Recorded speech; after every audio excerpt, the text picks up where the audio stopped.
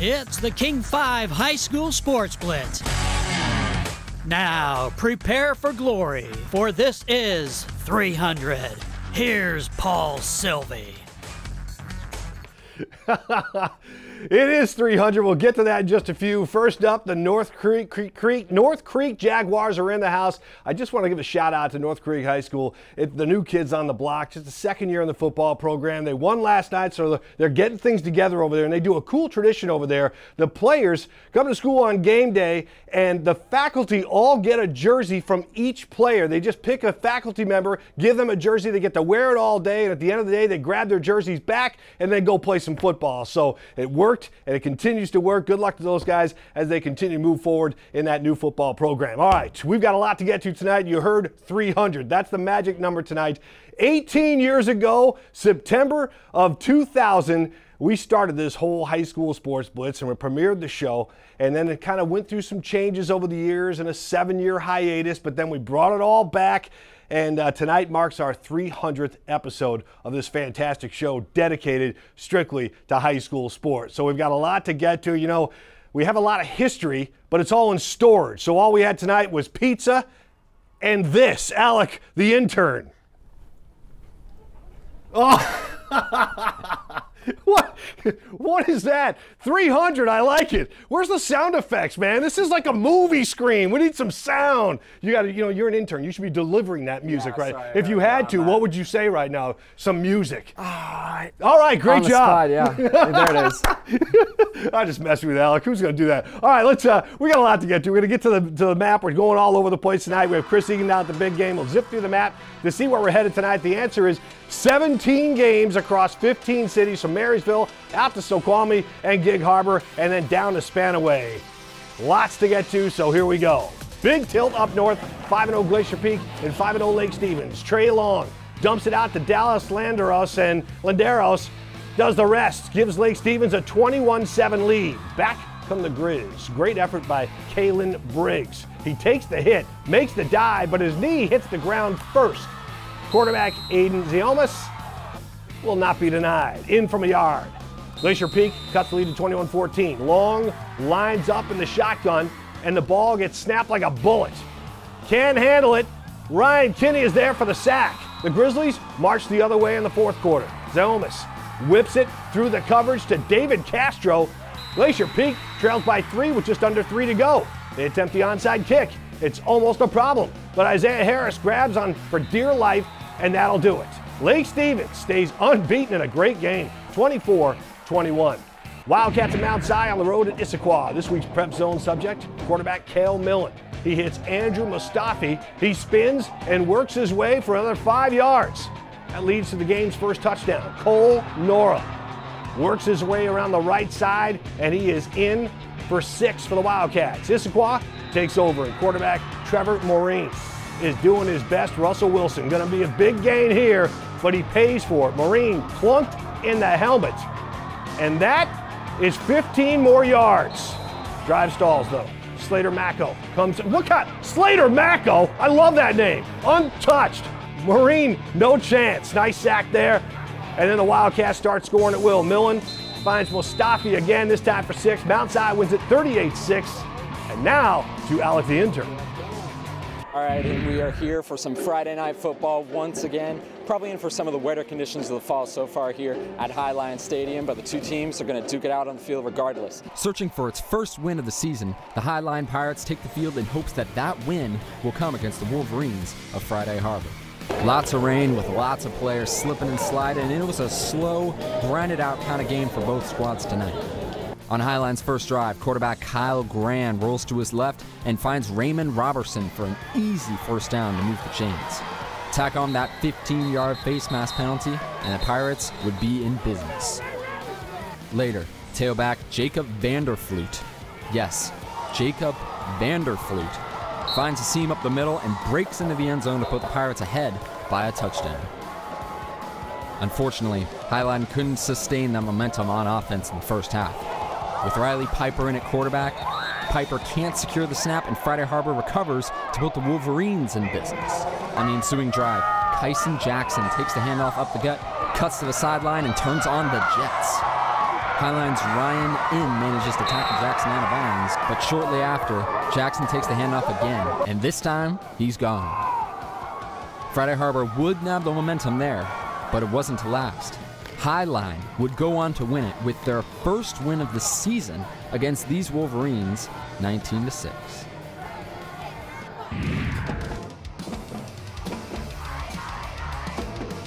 We're going off the rails on a crazy train with the Peninsula Band. Seahawks hosting Central KITSAP. Tough playing conditions for everyone tonight. Peninsula fumbles, and Jack Giannotti pounces on it for the Cougars. Central converts when Elijah McGee whistles one between the defenders to Zachary Webb for a touchdown. The extra point gets blocked, tied at 6 at the end of 1. Back come the Seahawks. Quarterback Burke Griffin drops the snap, regains composure, pitches to Braden Potter, who takes it down a sideline and in for the score. The momentum begins to turn, and the defense feels it. A.J. Campbell fights through the double team to get the sack. Great effort. Peninsula offense goes to work. Griffin, under pressure, scrambles and can't believe how wide open Sean Shelby is. Busted coverage on the play, and the Seahawks take full advantage. Peninsula beats Central KITSAP 33-24. It's time for the King 5 Big Game. Boy, the big game vote was close this week. Couple of points during the voting. Only one vote separated the top 2 games. And finally, it was Rogers and Emerald Ridge winning out. Chris Egan was at the big game all night long, and I would imagine you got the hat on, you're looking good there, but I saw a lot of rain coming your way tonight, buddy. Did you avoid it? It was raining nonstop tonight at Sparks Stadium, and maybe that was a cause for some of the turnovers that happened on this field. But Emerald Ridge, Rogers, they've had some great battles, Paul, over the past decade here. But tonight, this game is simply all Rams as they take home their second straight King of the Hill title.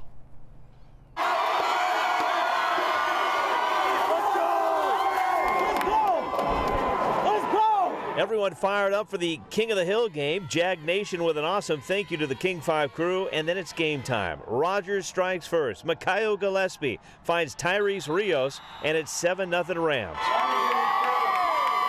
After an ER fumble, Gillespie and Rios strike again. 19-yard touchdown, 14-0 Rogers. Emerald Ridge had a couple nice drives in the first half. Carl Milam with the catch, but turnovers would haunt ER on this night. Second quarter we go. Tyrese Rios keeps it coming. He takes the short pass, and he is gone. 53 yards to the house. Rios with 3 touchdowns in the first half. Rogers looking for more, but Cade McGuire brings the thunder. Cade with the big hit. Still 21-0 Rogers at the break. Second half, Gillespie keeps throwing the dimes. Alima Nongo with the touchdown. It's 28-0 Rogers. ER trying to fight back in this game. Tyler Martin to Parker Lesky. That's a big gain. And how about the little guy? He's having fun on the sidelines. Gillespie, though, just having a monster night. ER had no answer for him. This time he hits Josiah Drain. Gillespie 5 touchdown throws. He also ran one in. Rogers wins big, 42-0. I'm super proud. 4 years in the making that we've been waiting for our senior year to play ER and King of the Hill, and I'm glad it ended like that for the seniors. The quarterback having quite a night tonight for the Rogers Rams, who now improved their league record to an impressive 4-1. They are tied in the SPSL for second place with Graham Kapowison and Curtis. This is a very tough league. Number 1 in the league, the Puyallup Vikings. Now, if Rogers can win just one more game in league, and I believe they have Bellarmine Prep Paul next week, more than likely they will lock up a spot in the playoffs for the first time since 2013. As for Emerald Ridge and head coach Troy Haffaday, it's been a tough year for the Jags. They are missing 7 starters because of injuries. It's been a tough one as they continue to battle with injuries. But give some credit tonight to Rogers. They definitely look good. Offensive coordinator Dane Looker has this offense rolling, and they've still got some big games ahead, but it's going to be a fun finish in the SPSL. We're live tonight at Sparks Stadium, and Paul, we will have plenty more from the big game. Lots of sound from the winning team. Mr. 300, back to you. All right, thank you, Chris. Looking forward to more from that game. Boy, I tell you, that's a tall order trying to beat Rogers with all that beat-up roster that Emerald Ridge has. Okay, let's try to enhance your high school viewing experience. It's the big game replay. For those of you at the big game or fans who can't be there, we're turning around the best plays from the game, and moments later, you can see them on the King 5 Sports Twitter page, so follow us at King 5 Sports. The next big game is coming your way. Here's a look at the 6 nominees for next week's game. Vote on the King5.com sports and high school pages. Use all your devices and browsers for maximum voting power. All right, to the scores now. You might notice Alec, the intern, is sporting his alma mater tonight. Tell us who you're wearing, Alec. Woodinville Falcons, All number right. 80. Woodinville Falcons.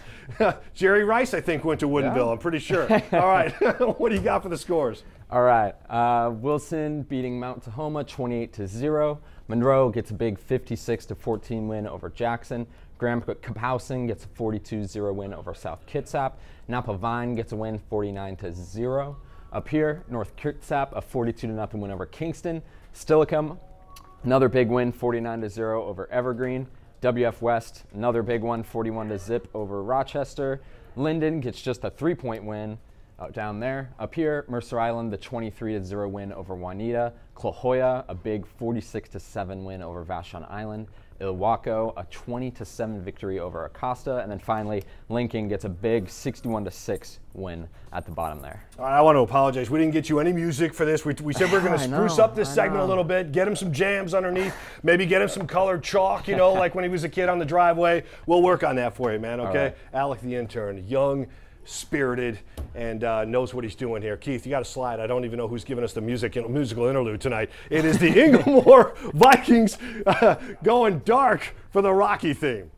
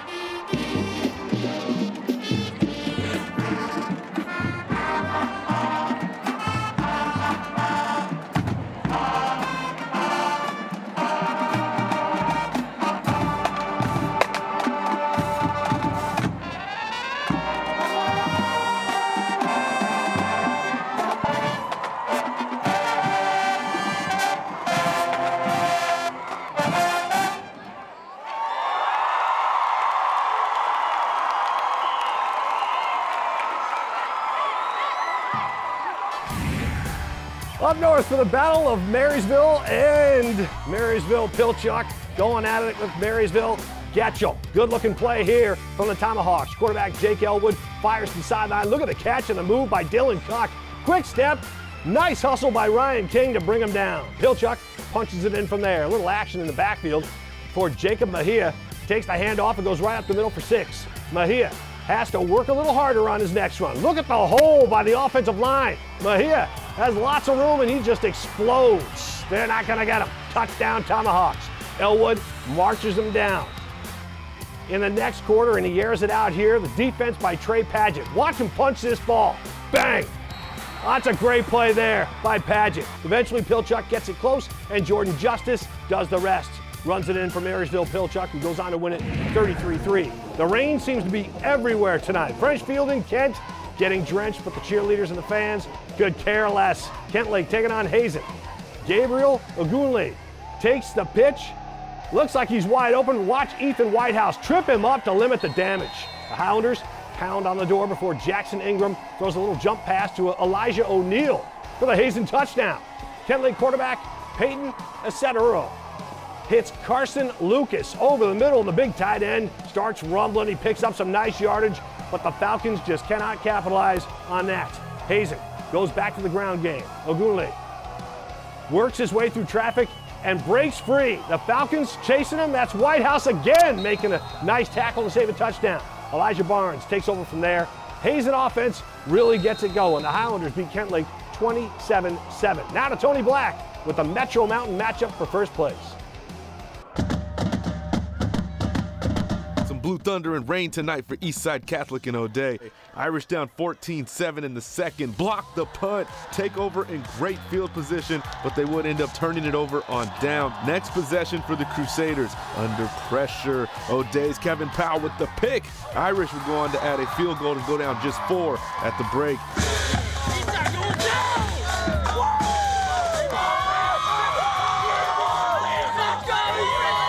In the second half, junior Sam Adams gets the handoff. The patience. And your boy is making house calls on a Friday night. Crusaders take the 24-10 lead. They would go on to win 31-13. Fireworks tonight for Fife and Franklin Pierce. Not a bad show either. After a Trojans field goal, the ensuing kickoff goes to Dylan Pratt. He has a lot of space in front of him before the Trojans start closing the gap, and they take him down. The Cardinals trying to come from behind in this one. Quarterback Claudel Quinlan has nowhere to go, and that's when he runs into Miguel Caballero. He's 6 foot 320. Where do you think you're going? The Cardinals go to the ground game. Aaron Swain with a nice piece of running somehow makes it all the way to the end zone. It's a long road back for Franklin Pierce, though. Ensuing kickoff, Dom Hernandez gets some good blocking at the start. He finds a little room and makes a nice return for the Trojans. Fife goes on to win this one 42-27. Time for a look at some scores as we blow through them. Forks over Tenino, 55-14. The final there. Seaholm over Cedar Crest, 33-0. Kamiak beats Cascade, 14-13, a one-point game. Renton beats Lindbergh, 31-12. Nazelle beats Nia Bay, 54-0. The final. Federal Way over Decatur, 74-0. Federal Way hitting at all cylinders. Port Angeles beats Bremerton, 28-9 tonight. Sultan over Coopville, 38-6. Archbishop Murphy over Lakewood, 36-35 in a good one. Capital beats Gig Harbor, 34-7. 31-23, Stanwood over Shorecrest in that one. Squalicum beats Ferndale, 28-14. Kalama beats Toledo, 32-13. Arlington over Oak Harbor, 48-42. Lots of scores. Bonnie Lake beats Spanaway Lake, 29-26, another good one. Shorewood beats Linwood 42-21. Just piling them up. Auburn beats Auburn Mountain View 37-29. Ingram over West Seattle 28-14. Mount Vernon over Mariner 42-14 tonight. Bellingham beats Anacortes 41-0. We're just going to go the rest of the show reading scores. Washington beats Foster 12-0. White River over Henry Foss 39-6. Hang with me, folks. Chief South over Lakeside 46-31. And the final one, Rainier Beach over Garfield 33-0. And now, back for more from the INGLEMOOR student body.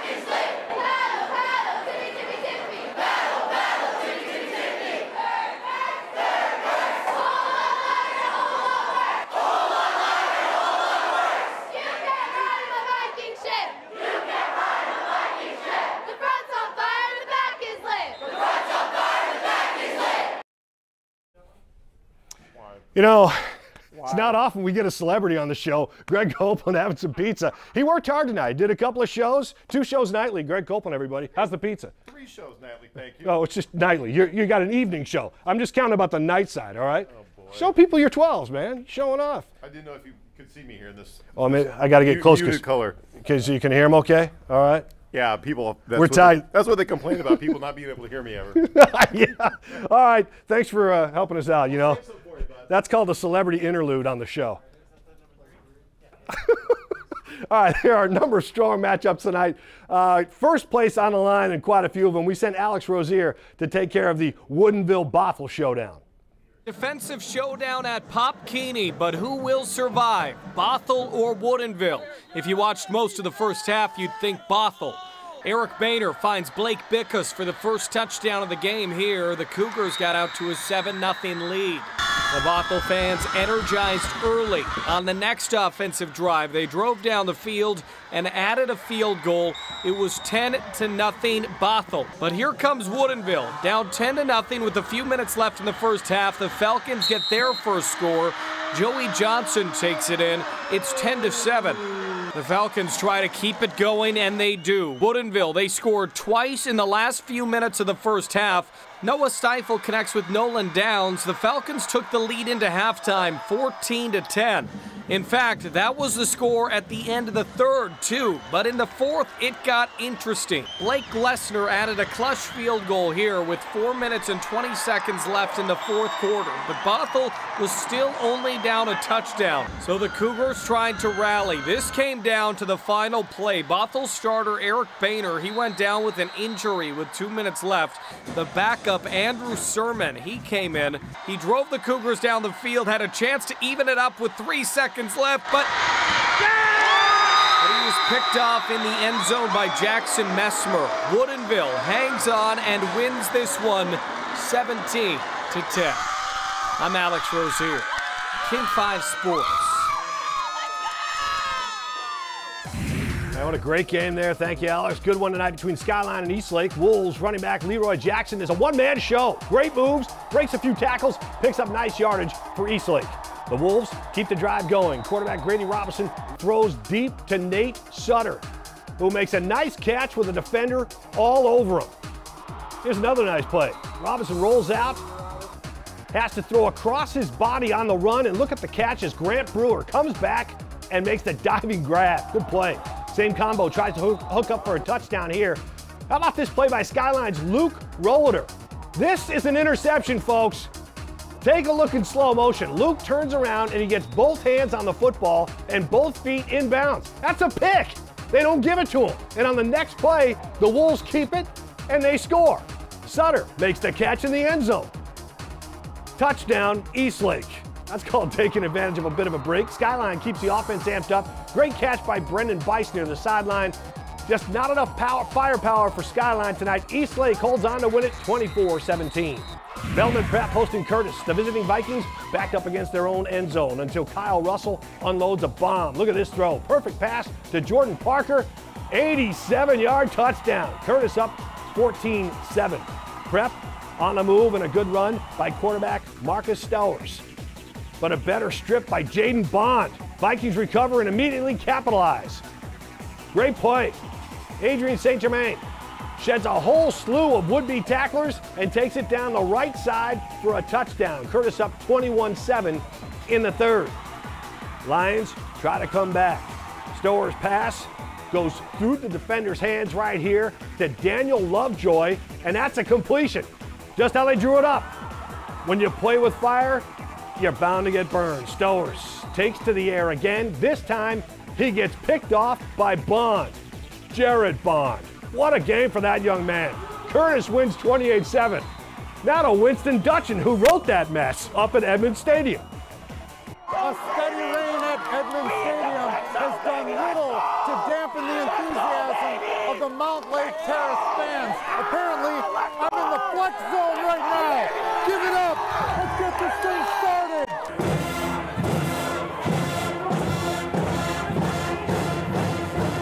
Visiting Blaine came a long way to play in this one, and the Borderites try to make it worth their while. After a nice defensive stand, they struggled offensively in the wet conditions. The shotgun snap sails over William McKinley's head.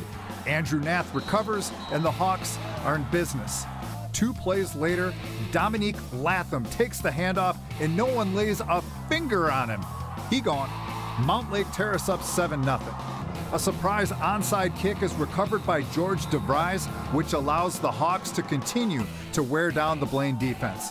Jesse James Martineau buys time to find Jordan Sims on 3rd and 11. Great job by Sims after the catch to keep the drive alive. Big game for Latham, who takes it on the counter, finds a lane, and surges all the way down to the 6-yard line. A penalty pushes them back, but Martineau takes to the air, hooking up with Elijah Dahlman for the 18-yard scoring strike. MOUNTLAKE Terrace shuts out Blaine 40-0. Time now for the Player of the Week, brought to you by State Roofing. All right, bringing Alec the intern has been busy tonight, and his Woodinville Falcons got a nice win over Bothell. That's a pretty good game, man. Yeah. Big finish. Always a great game. Yeah, against Bothell. Big finish. All right, take it away. All right, so your state roofing player of the week this week is Puka Sokimi of Bethel High School, who had a big game against the T-Birds of Mount Tahoma last weekend. Sokimi, who is normally a standout wideout for the Braves, had been forced in action after Bethel starter Nate Hughes went down with injury earlier this season. He only went on to finish 13 of 18 for 304 yards and 2 touchdowns en route to a 48-19 win over Mount Tahoma. I was playing receiver in the first 2 games, the first 3 games actually. In the middle of the 3rd game, our quarterback went down, had to come in at quarterback, and then been playing quarterback ever since. Last week, I was just hitting my playmakers with the ball, making plays myself. My line was doing great protecting me. I mean, last week was really, you know, he'd had a week to prepare there. Came out through for over 300 yards, a couple touchdowns, could have easily had a couple more. Also rushed for another, 40, 50 yards, and really kind of did whatever he pleased. So it was real cool to see that. And that was kind of see all things clicking for him. That was really cool. Let's say last week was a little better for Puka and the Braves. They had a tough go against the Lakes Lancers Thursday night. Lots of great smiles here, lots of great action on the field. Puka throwing from his own end zone. He gets picked off by Rafi Mbuja. He weaves his way through the Braves and into the end zone for a pick 6. It's a good start for the Lancers. Quarterback Liam Bladow cranks it up, throws this one right by a couple of defenders who collide and into the hands of Rafi into the end zone for another touchdown as the Lancers start to take control. Sokimi tries to get something going for Bethel. He fires long, but Philip Riley makes the leaping interception. Watch who races up to tackle him. The quarterback, Sokimi. I like the hustle. Make a mistake, make the tackle. Bethel's defense rises up and makes a stand. Peta Latu picks off the pass. Nice return. Lakes goes on to win this one, 41-14. Still have a couple games to go, plus the morning rally and the plays of the week and the annual Puyallup lip sync, which I personally am looking forward to. I'm not sure if Chris Egan is in on that, but I'm certainly looking forward to it nonetheless. Speaking of Puyallup, let's bring in Chris. You know, Chris, you're known for your dance moves all of a sudden. I thought there was going to be a big dance-off down there tonight, but you had a nice moment with your daughter instead.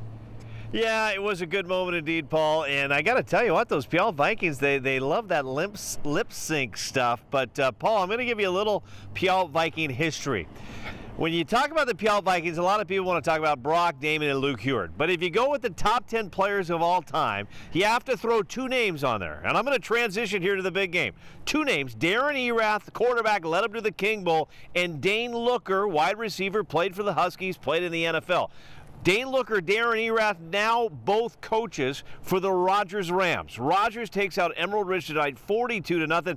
After the game, the head coach of Rogers, Gene Bowen, giving a lot of credit to his offensive coordinator, Dane Looker.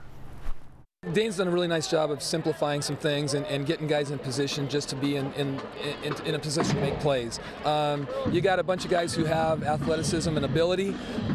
Let's not try to force things that might not be there. Let's just put them in a spot based on what they're going to give us. And he has a nice way of finding that. And then Mac making some really, really good decisions. How good was Micaiah tonight? Yeah, he's so tough. You know, he's so tough. He's wired, and he's smart, and he's strong, and he plays defense the whole night too.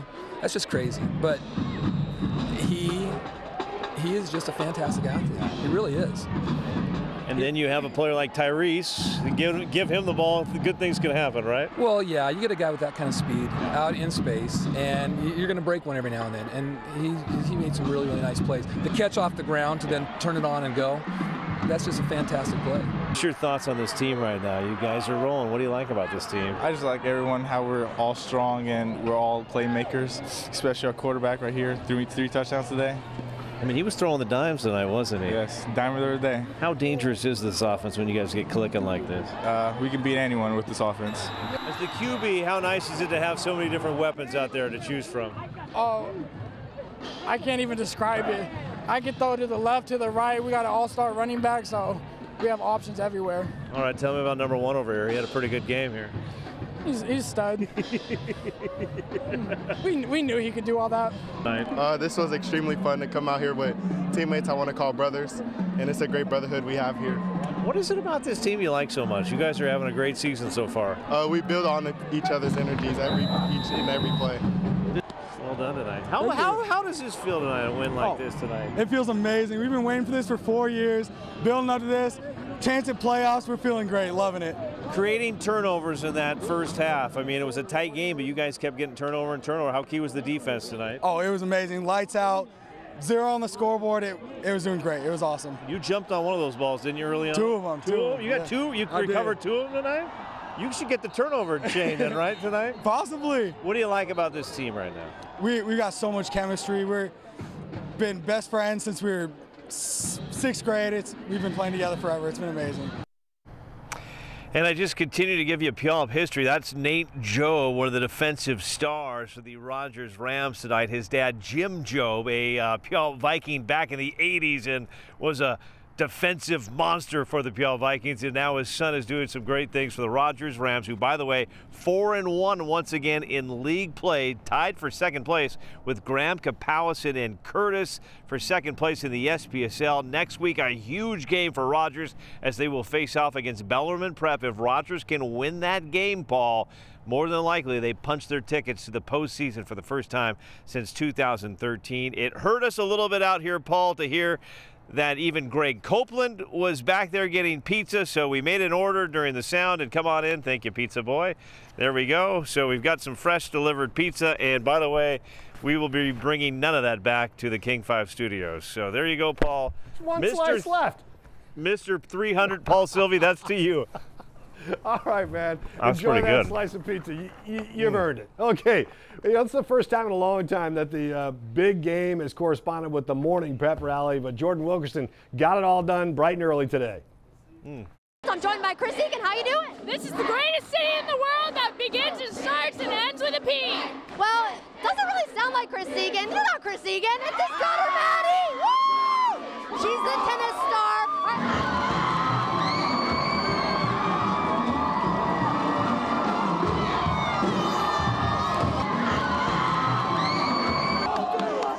Field line, all day line, all night line, offense line, defense line, and it's down line, and it's down line.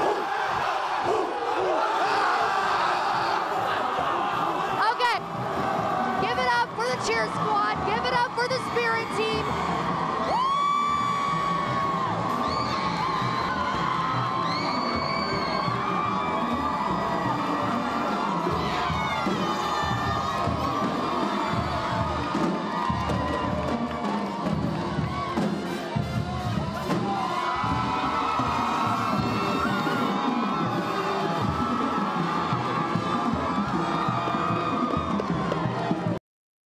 That's one of my favorite parts of the show for sure. I love it when the kids and the faculty and everybody gets up early and shows that kind of enthusiasm at the crack of dawn. Wow. Thank you very much. Now to your pictures. Who want to see what's going on at your games? You can send us your pictures via Twitter or Instagram, hashtag K5Blitz. Chris Egan, if you didn't catch his prep zone this week, you can see him there in the corner. He's drinking raw eggs like Rocky Balboa. Not very good though, but he got him down, and you got to give him credit for that. All right, moving on. The scene from the stands as hometown Clover Park gets set to take on Orting, and the Warriors don't disappoint their fans early on. Derek Williams finds Jamison Earl up the seam for the big play. The Cardinals give Earl chase, but can't keep up as Clover Park gets on the board. Next drive, Orting strikes back quickly with a powerful run to the goal line there. Ethan Hobart. Won't be the last we hear of Hobart. Ensuing kickoff, Orting opts for the squib. It bounces off a Clover Park player right into the hands of Aiden Marsh. Big play to give the Cardinals a chance to take the lead. Orting goes back to their bell cow. Hobart takes off tackle there and into the end zone. He is still not done. Hobart again hits the spin move on the defender and busts into the end zone. Offensive outburst would be plenty for Orting tonight, which goes on to win it. More Thursday night action. Blanchett and Seattle Prep, the Panthers' Leon Neal coming our way. Finds some room on the outside. He's in for a touchdown. 6'4", Colin Gale tracks him down for a celebration, almost knocks him over. Prep quarterback Jake Sipe looking to air it out. He throws deep to Rishi Daniels. He makes the catch to set up a field goal. Blanchett's Andrew Holloman brings the defense. Huge hit here to make sure that play goes nowhere.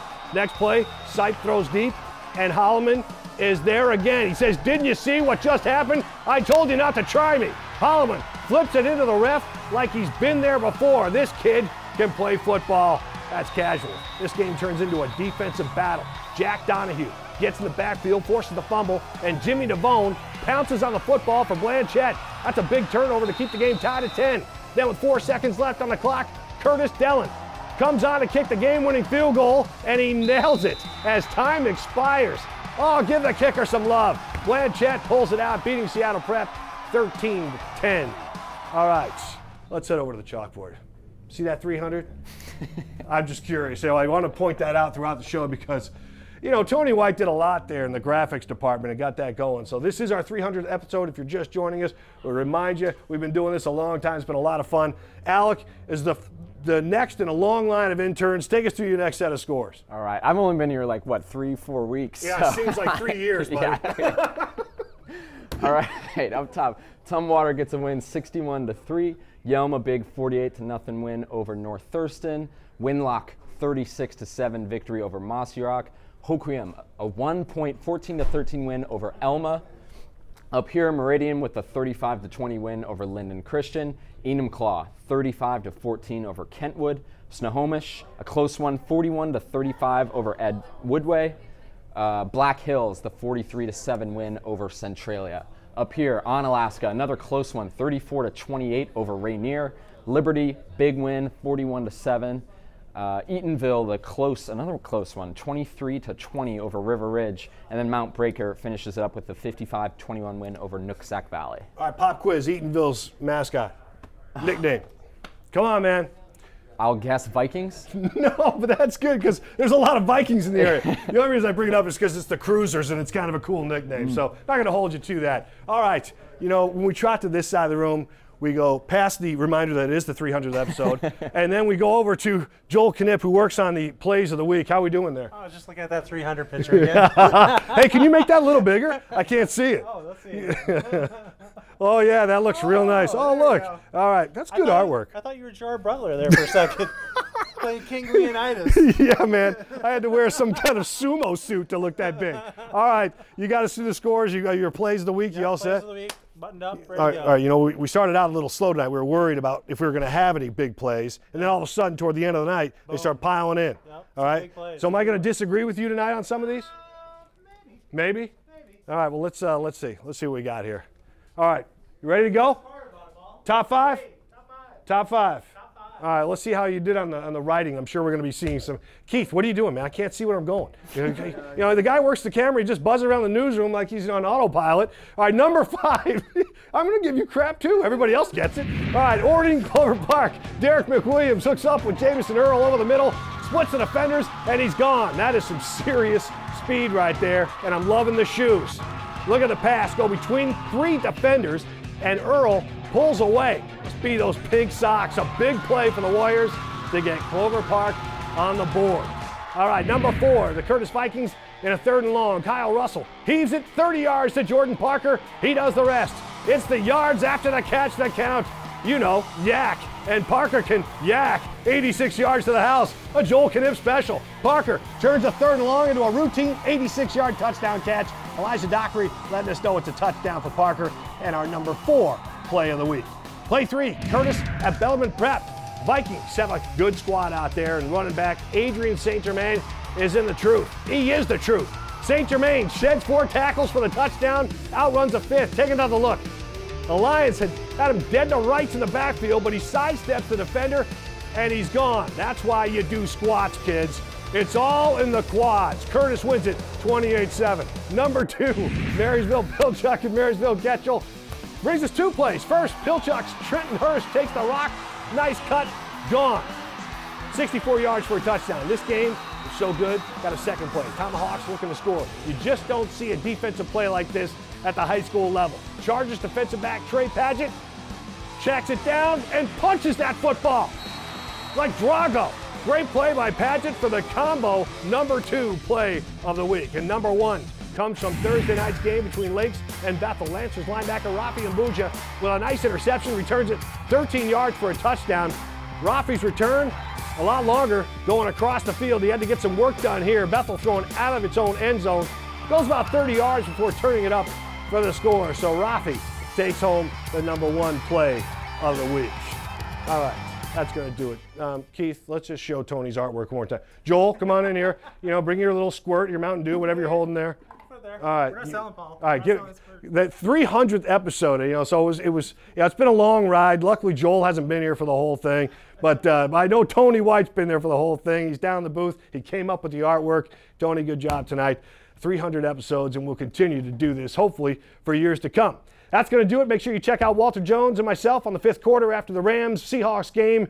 It'll be right after Sunday Night Football, the Dallas Cowboys at the Houston Texans. So we leave you with the abbreviated version of the Puyallup High's annual lip sync video. Kudos, I want to get this out there, to director Grayson Nottage, editor Sidney Lewis, and cameraman Blake Carlson. Have a great weekend.